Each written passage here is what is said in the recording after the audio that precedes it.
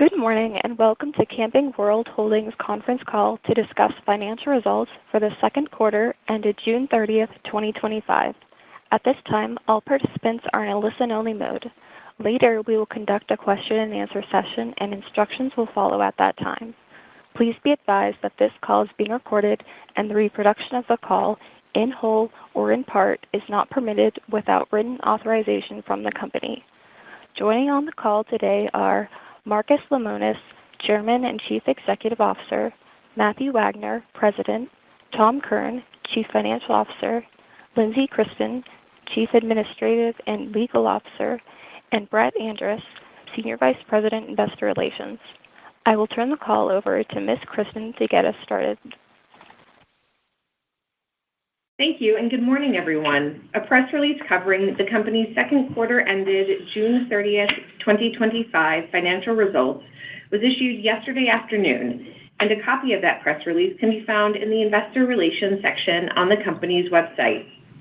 Management's remarks on this call may contain forward-looking statements within the meaning of the Private Securities Litigation Reform Act of 1995.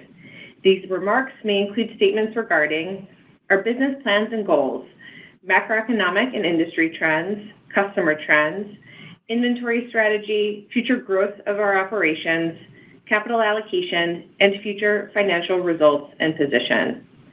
Actual results may differ materially from those indicated by these statements as a result of various important factors, including those discussed in the Risk Factors section in our Form 10-K, our Form 10-Qs, and other reports on file with the SEC.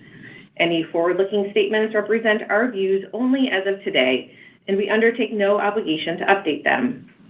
Please note that we will be referring to certain non-GAAP financial measures on today's call, such as EBITDA, adjusted EBITDA, and adjusted earnings per share diluted, which we believe may be important to investors to assess our operating performance.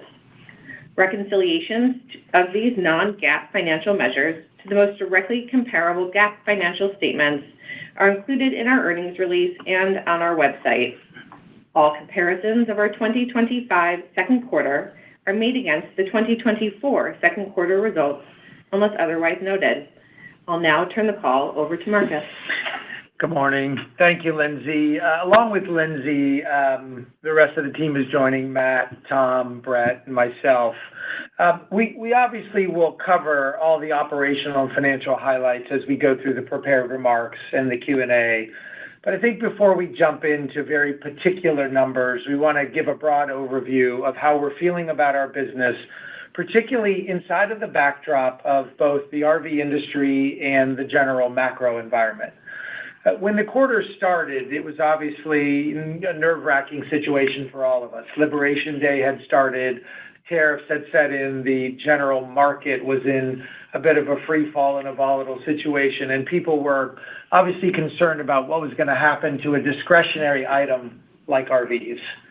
I'm proud to tell you that our 12,000 team members purely, simply delivered for the quarter. We set a record selling more RVs than we ever have in an entire quarter, 45,000 units. We set a record in our finance and insurance department, highest amount of revenue we've ever generated, $200 million. And we set a revenue record for Good Sam, all in the backdrop of what looked like an industry that was in free fall with shipments and new registrations. Now, we never ever started this company or built this company under the premise that market share was the most important thing. I guess our pure execution just delivered that market share. We don't wake up every day thinking about how many units we're going to sell in terms of market share. We think about how many units we're going to sell, how much money we're going to make on those transactions, and how those customers enter our ecosystem, both from the first purchase of buying a new or used RV all the way through F&I, service, Good Sam, etc. We're starting to really see file size growth. In fact, for the quarter, our file size growth was up 80,000 new customers. If you go back and you look over the previous years, you may say, well, the file size looks down. But as we've shed ourselves of businesses that are non-core and gotten out of certain things, we have flushed through that on a 48-month trailing basis. As we look at the overall business, you look at the results and you try to shy away from the big glaring number of new and used RV sales and the improvement in F&I and the improved margin in service, you come down to one simple number, which is what's the bottom line look like? And while we were happy with beating what analysts call consensus, we were probably not as happy as one would imagine.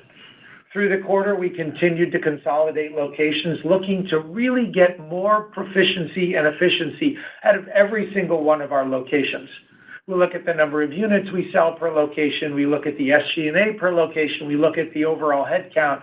And I'm disappointed to tell you that we're 1,000 people down is what we've had to get rid of since January. That's never something to be braggadocious about. That's an unfortunate circumstance, but we have made the hard cuts.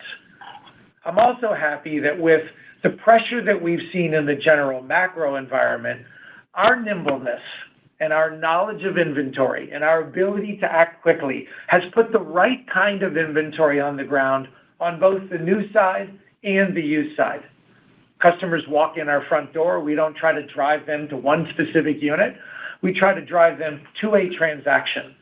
And folks, different levels of affordability and different preferences around floor plan and our sales process leads them to a transaction that ends up closing. I'm also happy to report that our gross margins broke 30%. So any idea that we grew our volume on the backs of heavy discounting, that would be false. Earlier in the year, I think probably in January or February, we set a short-term goal of reducing our SG&A by 600 to 700 basis points. Let me be crystal clear. That goal isn't moving.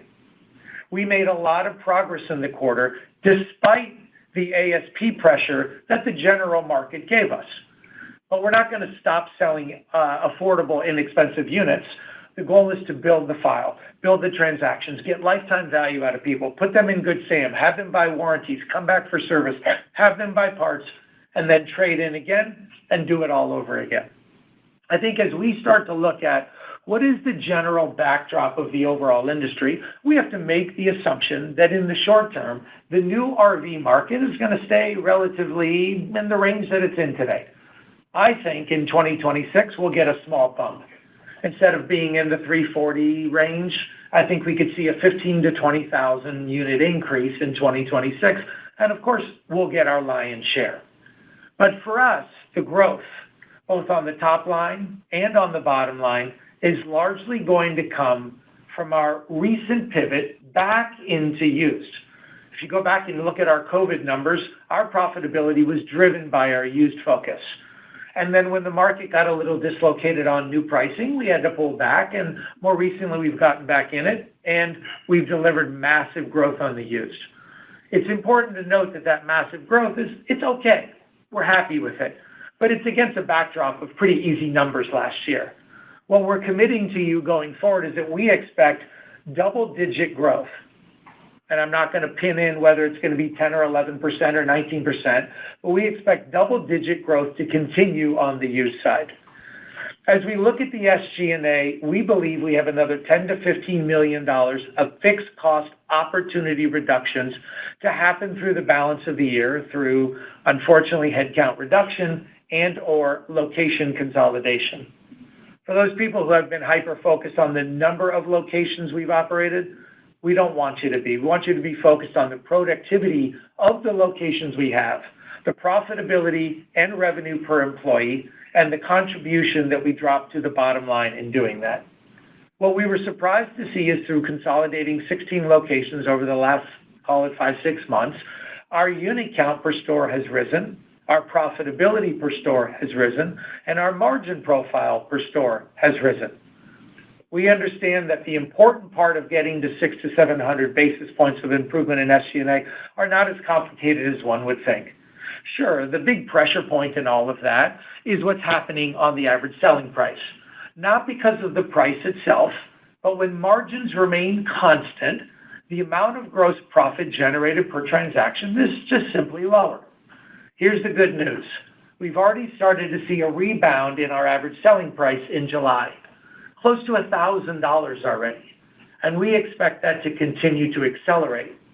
We don't see, however, it getting back to $40,000 for the full year as we did last year, but we hope to see that march back towards 40 happen over the next 6, 8, 10, 12, 15 months. We can't predict what's going to happen. We don't know what's going to happen with the general economy and interest rates, but as we have proven, we will continue to make the adjustments to our business to reach the level of profitability that we believe we should have. When we look at the balance of this year, many have said, well, if your ASPs are going to be lower and your SG&A is going to be higher, you're mathematically going to make less. Look, we don't know what's going to happen to the ASPs, and we're being conservative in giving you a range of what they could be in terms of the downside, and quite frankly, we're comfortable giving you that and sticking to it. When it comes to SG&A of 300 to 400 basis points of improvement that we've experienced so far, we know that there's more to take out. In fact, if we pro forma some of the expense reductions we made in the second quarter, the number would already be better, and you'll see some of those benefits happen in Q3 and then again in Q4. As we look forward to our capital allocation, and you can see the $118 million of cash on our balance sheet, the amount of inventory we own free and clear, the amount of real estate that we own without a mortgage, our balance sheet, quite frankly, has never been stronger. So far for the year, we've delevered a pretty significant amount, and Tom will address that in his results, in his comments a little later. As we think about growth for this business, we want you to think about capital being allocated this way. For the first time in a very long time, we are in heavy discussions at looking at alternates around what acquisitions or what investments Sam could make to start to really grow its business. When you look at the Good Sam revenue number for the quarter, it's, I think, a record revenue number.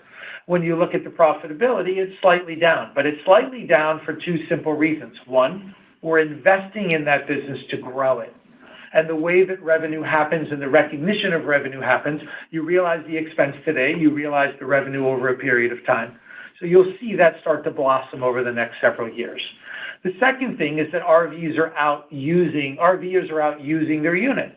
So our claims on roadside assistance are also up. Sure, there's a little bit of inflation related to the claims costs. We think we have some ways to mitigate that here in the next 12 to 15 months. But as we look to grow the profitability, we know that raising our gross margin on an annualized basis above 30% is a great target for us. We know that keeping the guideposts of new revenue growth and new unit growth and used unit growth, those are all things that they're going to continue. And because the clock strikes 12 on December 31st, we're not going to come out with a new set of ideas. The idea is to continue to sell more RVs, take fixed costs out of the business, grow our Good Sam business, and deliver the kind of EBITDA performance that we know we're capable of. When I look at the performance for the quarter of 140, whatever number it was, 140 some odd $1 million, I have to tell you that that's probably the best performance that I've seen in my 20 years in light of the backdrop of what's happening in the macro. For those people that are wondering, we believe that the macro environment in 2025 was actually tougher than 2024. A lot more uncertainty with tariffs and interest rates and just the general overall economic environment. And that's why we go into the next quarter, into next year, with a very, very high level of confidence. I'll now turn the call over to Matthew. Thanks, Marcus. As Marcus suggested earlier, we cannot be more proud of our team and the outsized results that they delivered within the second quarter. Our same-store unit growth trends continue to show promising signs as we move into the third quarter. July month to date, we're already seeing unit growth tracking up in the high teens on used RV sales and high single digits on new RV sales year over year. And on a multi-year basis, both of these trends are in line compared to what we saw in our record-setting second quarter. We also continue to make significant gains in our new and used market share, achieving the distinction of selling over 14% of all new and used RVs registered in North America year to date. We continue to separate ourselves from the competition, and we are driving these results with fewer but more productive rooftops. On a trailing 12-month basis, our new and used retail same-store growth is now tracking up in excess of 10%, which compares to an industry that continues to track down in excess of high single digits. A year ago, we set a long-term goal of achieving 15% combined market share of new and used RVs. Given our performance and consistent ability to navigate a complex industry backdrop, we now see 20% market share of all new and used retail sales as a very realistic medium-term goal. During the second quarter, we further developed and enhanced our used procurement methodology, resulting in a record amount of used RVs purchased within the quarter. As I look out over the next several quarters, I'm most optimistic about the capabilities and the scalability that we've built into our used RV supply chain. We approach this segment with a very long-term mindset, having made significant investments into a centralized team with the ability to flex up and down our values and buy in real time. We know that used RV sales is going to be the key to our continued idiosyncratic earnings growth in the years ahead. I'll now turn the call over to Tom. Thanks, Matt. For the second quarter, we recorded revenue of $2 billion, an increase of over 9%, driven by unit volume increases in both new and used in excess of 20%. New and used gross margins both performed in line with their historical averages. Within Good Sam, the business continues to post positive top-line growth, with the organization positioned for margin stabilization as we make additional investments in our roadside business and lap claims cost increases. Within product services and other, our core dealer service revenues and our accessory business showed improved gross profit dollars and margins despite reported top-line pressure from a higher allocation of service hours to used inventory as we deployed our cash towards used RV acquisition throughout the quarter. We also lapped the sale of our furniture business during the second quarter of last year. We reported adjusted EBITDA of $142.2 million compared to $105.6 million last year. SG&A as a percentage of gross profit improved 276 basis points year over year as we continued to consolidate underperforming locations and pull costs out of the business. The team achieved these improvements despite pressure from lower ASPs on new vehicles. In sum, we've strengthened our operating model, enhanced financial performance, and created more room to grow. We ended the quarter with about $118 million of cash. We also have paid down $75 million of long-term debt since October, including a prepayment made yesterday. We also have about $519 million of used inventory, net of flooring, and another $193 million of parts inventory. Finally, we own about $247 million of real estate without an associated mortgage. I'll now turn the call back over to Marcus. Thanks, Tom. We'll go ahead and jump right into the Q&A. We will now begin the question and answer session. To ask a question, you may press star then one on your telephone keypad. If you are using a speakerphone, please pick up your handset before pressing the keys. If at any time your question has been addressed and you would like to withdraw your question, please press star then two. At this time, we'll pause momentarily to assemble our roster.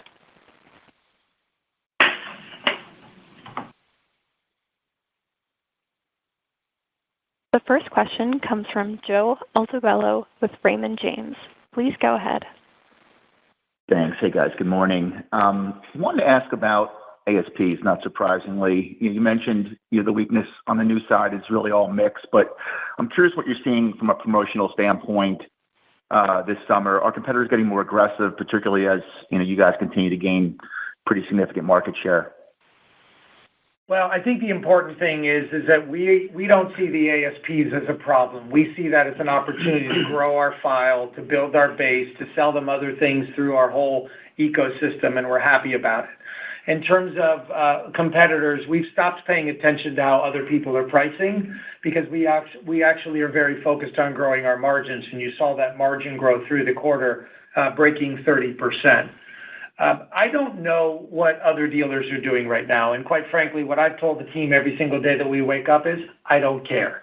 What I care about is an acute focus on turning that new inventory, finding new customers, being very profitable on every single one of those transactions, which we are, including on the lower price units, and driving the growth of our business both on the top and bottom line by focusing on our used business. And Joe, let's not forget the competitive advantage that we have with our contract manufacturing and our ability to just add additional content features while when we even just had done previous cursory checks of competitors. I mean, we're clearly coming in under invoice pricing based upon OEM brands that are of equivalent products. So I don't know that I'm seeing any different type of behavior than we normally would experience. I mean, just as well, we feel like we've played a much more competitive and intelligent game in terms of our inventory management. Joe, one thing that we did discover more clearly in the first 6 months of this year is that the growth of our new unit volume isn't singularly attributable to selling cheap units. The growth of our new models and the growth going forward in the next 12 to 18 months is us really understanding where the elasticity is by type code. And so it isn't about just selling an $11,000, $12,000, $15,000 trailer. That's a very small number inside of our overall business. But it's understanding as you get into larger trailers, as you get into fifth wheels, as you get into C's and B's and A's, how do we enter into each one of those type codes and start to be disruptive on the opening price points there? We believe that the slowdown in motorized can be accelerated with us finding price points that trigger customers' behavior. And whether that's a $100,000 Class A, a $69,000 Class C, a $74,000 Class B, we know that in all of those segments, there's significant volume growth opportunities available to us, but understanding that we take our playbook from the entry-level travel trailer, we start to stratify that across all the different price points. That's where we think we're going to win in the next 12 to 15 months. It is not our focus, much like it hasn't ever been, to try to just generate volume by selling cheap things. It is our focus to try to sell as many things as we possibly can and get them into our ecosystem and do all of those transactions profitably. One thing that I heard yesterday from some feedback that I got is that we look like we're selling units at a loss to try to grow a file or to try to grow market share. That's just total nonsense. Every transaction that we do cumulatively is intended to be profitable. Between what we generate in the front, what we generate in F&I, what we generate in service, and that cumulative transaction needs to be profitable. Sure, are there cases where we sell the unit with a front-end loss? Yeah, because it has some aging, because we made a mistake trading for it. But when you look at the summation of our transactions, they're profitable and they're meant to be contributory, not market share gains. Appreciate that. Just quickly on used gross profit margin, looks like it's north of 20% again. Is that sustainable now? Would you expect to hold 20% in the back half on the used side? I'm going to stay consistent with what we provided as a guidepost for the year, which is in that 19%, 18.5% to 19.5% range. As we get into the back half, Matt and I have begun testing some different pricing strategies on used. We have a desire to get our used turns up to 4 times. We have some work to do to get there. We're probably sitting at around 3.68 right now, and so we're testing some different things because we believe the long-term prospects of generating more gross profit on that asset, getting a better gross margin return on investment in a 12-month period is more important than anything else. We think we can get a quarter of a turn more by giving up a half or a quarter of a % of margin, which is going to yield us more dollars. And so that's the game that we're playing right now. So I would expect that same guidepost to maintain. If we outkick our coverage and come up with 20, then, that's a win for us. And I mean, this is really a GPU game, as Marcus is saying, for us. Just to enhance that opportunity, let's not forget, Joe, coming out of season, we typically like to accelerate our sales, convert those used assets into cash, because once September, October hits, that's amongst the best time periods to actually buy more used heading into next year. There's going to be some consumers that don't want to necessarily pay the storage fees, don't want to necessarily hold on to their assets or pay insurance. They'd rather just buy a new one in March or April of next year. So we'll certainly take advantage of those opportunities over the ensuing months. To give you a little insight, as we look at July, our margins look pretty close to 20, and our same-store sales number is pretty close to also 20. So we're seeing that momentum continue, and we're excited about sort of the prospects going forward. Super. Thank you. Our next question comes from James Hardiman with Citi. Please go ahead. Hey, good morning. Thanks for taking my questions. So, I mean, you've touched on a lot of this, but maybe just a quick summary as we think about these various guideposts, right? New and used, units, price, margin. What's changed and what hasn't changed? And so should the landing point ultimately, obviously you guys don't give guidance, but the landing point, as we think about, EBITDA for the year, how should that be? At least in your internal models, how is that moving? Yeah. So we have taken our projections up on new. I think we had originally started the year at, 2, 3, 4, 5%. We're taking that up from here. We're keeping our used number relatively consistent, but we believe we can outkick our coverage there. We believe that our gross margin, our goal is to keep that above 30%. That's a little bit higher than we originally entered the year in our minds. And we will continue to make progress on the SG&A. We feel like the SG&A goal of 600 to 700 points isn't moved. It feels like it just had some headwind in front of it based on what happened with Liberation Day and some of the other things. As I look at the balance of the year, though, just to be very candid, as we're tracking here, we think that getting closer to 350 to 400 on the SG&A side is a goal, unless we see those ASPs unlock by thousands of dollars here in the back half, and we could potentially break 400. The goal to 600 to 700 will take, plain and simple, and you can see the slides that we've attached, will take the requirement for us to get our ASPs back up closer to 38 and a half for us to get to that 600 or 700. We think that's very possible, and we think it's even possible in the back half of 26. But in the short term, we think we're still going to have a little bit of pressure from affordability. We're hopeful that an interest rate cut here in the next several months will be part of that fuel. Got it. That's helpful. And then, Marcus, you made the point in the prepared remarks that the strategy doesn't change once the calendar flips. Seems like other RV companies are really going out of their way to tell us that fiscal 26 is unlikely to be significantly better than fiscal 2025. Obviously, there are some differences there, right? They're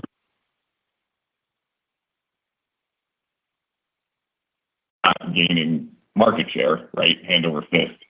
I think James, early thoughts on 26 is the question. We expect to continue to grow our new business in 26 and outsize our growth in used in 26. And we expect to do that with fewer rooftops and a tighter expense structure. And that's not something that's going to start or stop today. It's continuing today, and it's going to continue until we get to our goals, and then we're going to set new goals. So we're not expecting 26 to be anything but up for us. We don't really give a shit about everybody else, to be totally honest. And I don't mean to be that punchy about it, but we're putting up big market share numbers, and we're going to continue to punish the competitors.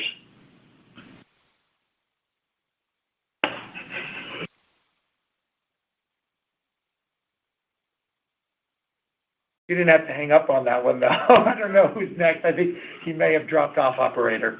All right. Our next question comes from Alex Perry with Bank of America. Please go ahead. Hey, thanks for taking my questions here. Two questions. I think they're kind of related to each other, not surprisingly on pricing, but I guess just more granularly, can you talk through sort of the embedded pricing expectations in the back half across both new and used? For new, are you expecting similar levels of decline year over year as you saw in the second quarter? And then maybe just provide a bit more color in terms of any green shoots in terms of higher content and units starting to sell. Are you starting to see an unlock in fifth wheel or motorized? And what is driving the higher ASPs in July? Are you starting to see a bit of a mixed benefit there? Thank you. I need to understand, I apologize. I understood the back half of the questions. I just need to understand the pricing. I heard pricing dislocation of some kind. Can you clarify that question? More about the embedded pricing expectations in the back half for both new and used to get to your down 10% sort of guide that you laid out in terms of ASP. Like, is there an embedded ASP recovery in the back half, across both new and used? Just trying to think through what you're sort of anticipating there. So on the new side, as you may be aware, we were just slightly over $40,000 on a new ASP in 2024. And we're operating today far below that, but we've already started to see that number tick up. The range that we gave of 10 to 12% down was our very conservative finger in the air guess. That number could be as low as 8% or 7% if we get a little pop here. The growth that we're seeing in our ASPs in July and in the back half are really not that peculiar. We normally see seasonal improvement in our pricing. Really, Alex, the confidence stems from the fact that we historically will take a very bullish position on lower priced assets heading into season, and then our inventory mix and ergo our sales mix is modified in accordance with whatever our inventory mix is. So as we sit here today, the cost of our average new piece of inventory in rolling stock has gone up in excess of 12%, which is going to be just the norm that we see in terms of our inventory mix. And therefore, that would give us the confidence just to suggest that seasonally in Q3, Q4, you're going to see our new ASPs increase.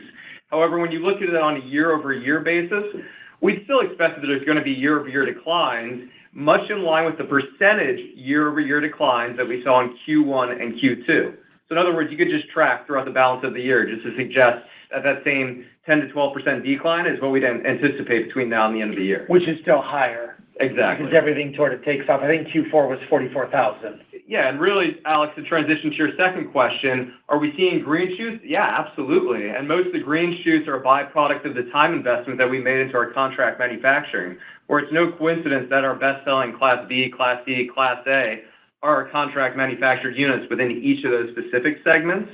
And we have taken different approaches to continue to expand that lineup heading into next year, inclusive of just adding different elements like in the Class B, a different pop-top optionality to increase the sleeping capacity. We're looking at a Super C as an example, which we've seen that being one of the few segments within the motorized space that's actually growing year over year, and we really don't have a meaningful footprint in that segment. So we see a lot of opportunity to weave into and out of different areas, segments, to enhance and up content a lot of our assets, while at the same time maintaining what we're doing, where we feel like we've been the market driver over the last 2 years. And you take us out of the market, and this industry has gone backwards a substantial amount. Very clear and very helpful. Best of luck going forward. Yeah, thanks, Thank you. Our next question comes from Tristan Thomas-Martin with BMO Capital Markets. Please go ahead. Hey, good morning. Matt, I kind of want to follow up on that question. And Marcus, in one of the previous questions, you said you could reaccelerate price points, kind of implying going lower to re-engage customers. So how should we think about mix and kind of pricing in calendar 26? You should think about us putting products on the ground that the customers want to buy. And so our ability is to be like the wind. We're going to adjust to whatever's happening with the general consumer. We do, however, want to start to track drops in potential interest rates and our ability to raise the type of unit that somebody could buy. Look, the 13B and the 13R and the 17B and the 17R, which are our entry-level units, are meant to bring people into the lifestyle. That's the goal of them. It's not meant to gain market share. It's meant to bring people into our ecosystem so that the lifetime value of that customer can start earlier and the trade cycle can start faster.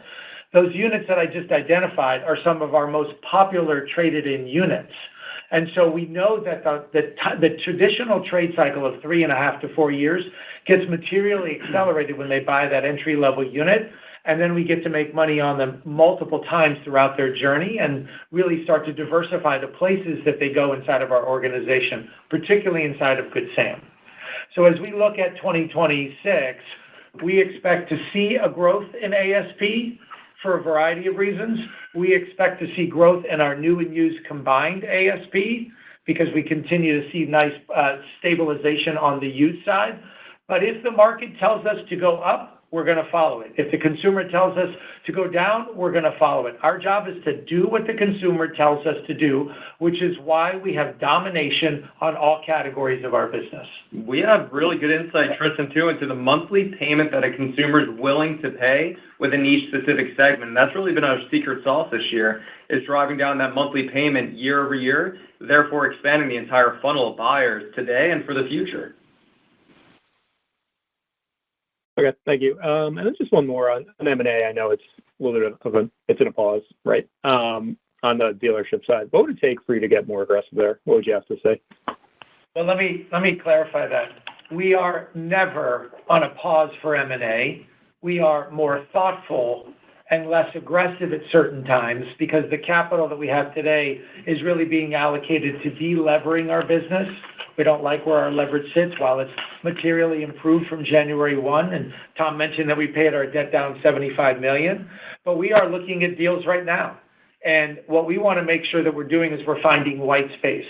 However, when we think about capital allocation, allocating money towards Good Sam's growth, allocating money towards used growth, allocating money towards getting more out of our existing stores is just a better return on capital. But we are never on pause from acquisitions. We're slightly more thoughtful. And, I would never be surprised if you woke up tomorrow and we had a deal to announce. We just don't know. Okay. Thank you. I appreciate it. Our next question comes from Scott Stember with Roth Capital Markets. Please go ahead. Good morning, and thanks for taking my questions. Yes, sir. Matt, you were saying that the rolling stock coming in these days is low double digits higher, I guess, than last year. How does the 26 model year, regarding tariffs, how will that get impacted for next year, just from affordability standpoint? So, Scott, let me clarify one thing in particular. I was suggesting our mix of assets on the ground is actually higher compared to what it was in prior quarters. But that's also a byproduct of, yes, what's coming in, but also how the mix shifts, because as we sell down lower priced assets, naturally that's going to skew towards a higher average cost. But just as well, we've seen in terms of model year 26 on the most pure level, looking at a basket of goods, about a 5% increase on the most pure level. And there's going to be various levels between 3 to upwards of 10%, depending upon the category. But by and large, I think you can put 5%. And then also, of course, there's going to be chatter here over the ensuing months of different tariffs taking effect. And therefore, manufacturers might be pressed into raising prices slightly more within that September-October timeframe, or perhaps they try to punt it into next year. So we feel like we've been trying to take advantage of every opportunity we have and weave into and out of when to procure these assets to ensure that we're just prepared to meet these monthly payment demands of consumers. Any increase in new pricing results in us being the big winner. Because of our ability to have the contract manufacturing relationships, we're always able to be better than everybody else. And with every new unit increase in price, the value of our used inventory actually goes up at the same time. So that could be some margin expansion for us as well. So we're not dissuading any manufacturer to avoid raising prices if that's what needs to happen. As long as content and quality don't get compromised, we're fine with that. Got it. And then last question on F&I, tremendous growth the last few quarters. Is there any reason to believe that we shouldn't be seeing this low double-digit growth as long as the units are growing the way that they are? And also, going 12 months out, talk about how this will help you attain your goals of 600 to 700 basis points of SG&A leverage. On the F&I side, we see opportunity to grow the gross dollars that we're generating. We don't think that the percentage of penetration that we have per transaction will grow. But if that penetration remains constant, as it has for several years in terms of our ability to sell the different products and services, the gross dollars will naturally go up as the ASPs go up with it. And I think that's a bit of a hidden secret in this whole process, is that as the ASPs start to go up again, which we're seeing already in July, not only do the gross profit per units go up, but the F&I dollars per unit go up with it. When those two things happen, our cost structure does not change other than the small amounts of commission that we pay out. And so what's really created the separation between, or the delay in us achieving the 600 to 700 points is very simple, that once the ASPs start to go up and the GPUs go up just a couple $100 and the F&I goes up a couple $100 and we continue to take costs out, which I want to be clear, we are going to continue to take costs out. Those two things, when they meet in the middle, get us to 600 to 700, I think quicker than anybody would expect. Gotcha. Very helpful. Thank you. Our next question comes from Ryan Brinkman with J.P. Morgan. Please go ahead. Hi, thanks for taking my question. Relative to the trend in new RV pricing, how much of that trend do you think is a result of lower prices for the same type of RV versus how much is driven by that downshift in mix you alluded to that's driven by customer preferences in light of affordability challenges, et cetera? And then I heard you say that aggressive discounting wasn't behind your market share gain in new RVs during the quarter. So how much of a contributing factor was maybe your differentiated assortment of more affordable RVs? How much longer will that be a differentiating factor? And then just relatedly, I realize your used RV margin remains strong, but are there any implications for used RV prices to keep in mind, or do you need to somehow position yourself differently on the used side like you have before when there were significant changes taking place in the new RV marketplace with regard to either price or mix? The benefit that we have, thank you, Ryan, for your question. The benefit that we have on new RV pricing going up is very different in our used strategy than when new RV pricing went down in the 23-24 model year changeover, because ultimately the values of used got dislocated the wrong way. In this particular instance, as we sit here and buy today, and we're buying behind book value in many cases, every time that new price goes up, that gives us margin expansion. That actually increases what the value of used units are in the marketplace. When you think about our market share growth, and I commented and will comment again about the fact that we don't need to be promotional in nature to drive our market share or to drive our volume gains. It is really our idiosyncratic way of thinking about when to put inventory on the ground, what to put on the ground, and how to price it. And it varies by market, and it varies by type code. What we've learned how to do very well is understand where the white space is from a pricing standpoint across all the type codes, top to bottom, not just in the entry-level travel trailer. And as we get deeper into 25 and get ready for 26, I think you'll see us start to gain more momentum in other type codes that we have historically not had as much of explosive growth like we did on the bottom side. Very helpful. Thank you. Our next question comes from Alice Wicklund with Baird. Please go ahead.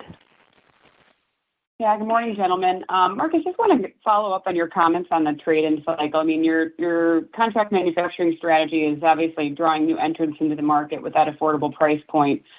Maybe provide a bit more detail on your approach to follow-up and retention of those customers to keep them in the RV lifestyle, maybe more specifically in your ecosystem and maybe at that faster trade-in rate that you mentioned.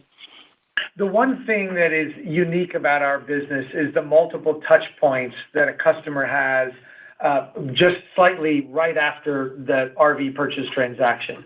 And whether that's the interaction with Good Sam in the F&I and the Good Sam F&I office, or the type of interaction they have as a walkthrough in our retail business, or the follow-up with the service department, we just have so many different touch points and ways to engage with customers that it gives us different revenue and upsell opportunities. I think what's unique for us is that the opening price point units have given us the ability to bring people into the lifestyle, get them into an affordable payment, get them to try new products and services inside the business. And as they step up their units, they're also stepping up the types of products they have. Let me give you an example. The price of a warranty on a $14,000 single axle travel trailer is significantly lower than the price of a warranty on a 25-foot fiberglass travel trailer. And so as we bring people in and we take them through the cycle all the way up to maybe the largest unit they'll ever own, not only does the revenue per customer start to increase, but the gross profit that they contribute to their lifetime value also increases. This idea of contract manufacturing that we started many, many years ago was really built on a couple of premises. One, there is no block from us entering a market. We didn't want any resistance or any block of any kind. We can go into any market tomorrow. Two, we wanted to be able to control features and benefits that were unique to us based on the research that we do, the feedback that we get. Three, we want to increase the trade cycle and the trade rate that we have because we need that supply chain on the used side. And maybe most importantly, last, our ability to have margin protection around those private label units. When you start to sell other OEM products, which we do, and we're the best at it in all cases, we also are competing with other people who may not have the type of infrastructure to deliver the customer experience that we do. They could be operating on a gravel lot, not caring about the return customer, not caring about service, not even having service, and we're competing with them, so we have to be careful in that environment. The reason we have to stick with selling OEM units is because we need the credibility, we need the web traffic, we need the leads. But the contract manufacturing units have a very, very unique value proposition in our company. Trade cycle is one of them, but all the other things really are the architecture around all of it. So Alice, we don't disclose how many customers are repeat buyers within the RV cycle. However, we do disclose Good Sam member size, all the different Good Sam products that we sell, and our retention of those customers through Good Sam. And we could also share with you that we average about 30,000 trades a year of customers coming back. Many of those we sold. We don't go through and disclose the specifics, but we feel very confident by means of the 13B, 13R, 17B, 17R sales that we've enjoyed over the last few years. We're seeing that as the most common repeat buyer coming back into our system, where those are amongst the most traded in models and have been for the last 3 years running now. So this is really us playing a long-term futures game of selling more inexpensively priced assets to satisfy consumers, knowing that they're going to come back here in the next 2 to 3 years. Alice, I know you know this, but just in case other people do not, when we say inexpensive unit, it doesn't mean decontent without features. It means we're using our scale and using our size and using the time in which we order our inventory and take our inventory and collaborating with the Lipperts and collaborating with the Patricks and working with the manufacturers together to make sure that the value proposition and the front forward foot that we're putting is really great. If you just try to sell on price and decontent things, every other dealer's tried that. You have to bring value to the table and have a good price. And I think that is maybe misunderstood in our model. Great, that's very helpful. Then just on the used side, I mean, I think your used inventory per location was up over 60%. You talked about record purchasing in the quarter. Is that inventory at a level you're comfortable with today, or do you have more to go there? Maybe just in general, talk about the supply dynamics on the used market. So what Matt and I have done for probably a decade together is we find new watermarks. We push, we see how far the business can go, and then we adjust. I would say today that if both of us were being totally honest, we're probably slightly over inventoried on the used side. The good news is we're still selling at a 20% up clip, and we can toggle the purchases up or down in an instance. So for example, in the month of August, for example, if we wanted to just reduce our used inventory, nothing cataclysmic has to happen. We just pull back a little bit on the marketing spend on used acquisitions, sell that inventory down, see if we've hit that turn level that we want to be at, and then adjust the toggle from there. It is very much of a real-time thing. Great, that's it for me. Thank you. Again, if you have a question, please press star then one. Our next question comes from Bret Jordan with Jefferies. Please go ahead. Hey, good morning, guys. This is Patrick Buckley on for Brett. Thanks for taking our questions. How you doing? On the parts and service side, now that you've lapped the sale of the furniture business, should we expect to see a rebound of growth in the second half? And I guess more long term, what is the primary driver of that business? Is it used sales and refurbishing, or is it keeping units in the ecosystem for repairs and maintenance? And I guess how do the margin profiles compare between those two? Well, our growth is to keep our bays and our service technicians busy, and there's a finite amount of hours in a week and a finite number of technicians that we have and a finite number of bays. And so we look at really maximizing the yield out of that particular facility. The challenge that we have is that we want to take care of every customer that walks in the door, whether they're coming for warranty or whether they're coming for external customer pay. But as we've grown our used inventory, we also have to be sure that we're reconditioning our units because the assets that we're selling need to be properly valued and we need to maximize our margin. Any shortcut in reconditioning the unit leads to aging and leads to poor margin performance. At the end of the day, as we get through the back half, I would expect that our customer pay business as a percentage of our total will start to inch up again because we've reached a level with our used that we're relatively happy with. But I see growth happening over the next 12 to 24 months in our service and parts business. Whether it's going to come from internal work or external work, I'd like to tell you that we're relatively agnostic. We want to take care of every customer, but a customer includes the used unit that needs to be reconditioned that's sitting in the bay that pays the same price as a customer walking through the door, and in some cases has less discount associated with it. So we're looking for margin yield out of those bays and looking to make sure that we're capturing all of that revenue. Got it. That's helpful. And then could you talk a bit more about what you're seeing in the competitive market and the broader dealer health? Any signs of distress from some of the smaller players, or does it feel like the broader dealer network is also starting to see the benefits of a unit recovery? Look, we're not spending a lot of time polling what the competition is doing, but we know that there are a number of competitors out there that are really struggling. They've reached out to us, asking us to either buy their business or invest in their business. As we sit here today, we are capitalists, and our job is to give our shareholders a maximum return on every dollar that they put into this business. And so if we believe that there's an opportunity to make an acquisition, we're going to wait till the very last minute to ensure that the yield is there. As an example, many people know that we purchased 5 Lazy Days locations, I think, a little less than 8 or 9 months ago. The trailing 12 of those 5 locations, and this is just to give you an example of why we make acquisitions, the trailing 12 of those 5 locations was significantly negative EBITDA, significantly. In less than 1 year, we've gone in and changed the entire process, changed the branding, changed the training module, changed the mix, and those locations year to date are close to $4 million in EBITDA contribution, a massive swing. So when we make these acquisitions, we also want to make sure that they don't create cannibalization in a market for us. They don't change our general thesis behind how we think about inventory. So we're not going to go out and buy somebody that sells $300,000 motorhomes. That's not our model. And that they possess the right process around finance, service, and parts. There are plenty of those opportunities out there, and we will always exploit every opportunity that's out there. But we also want more out of our existing base.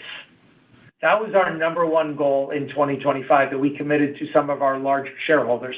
We will give you the type of performance on a per rooftop basis that you expect us to have and that we've had in the past. And that we can make acquisitions, but not at the expense of hurting the existing performance of our existing stores. Great. That's all for us. Thanks, guys. Thank you. This concludes our question and answer session. I would now like to turn the conference back over to Marcus Lemonis for any closing remarks. Thank you. Heading into the second half of the year, we are more confident than ever in our mid-cycle earnings power. On today's store count, we really believe we can generate well over $500 million of adjusted EBITDA.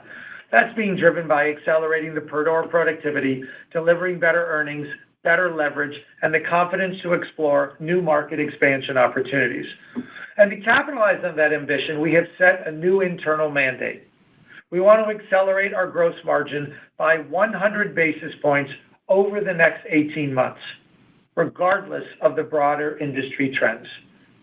Thanks so much for joining our call.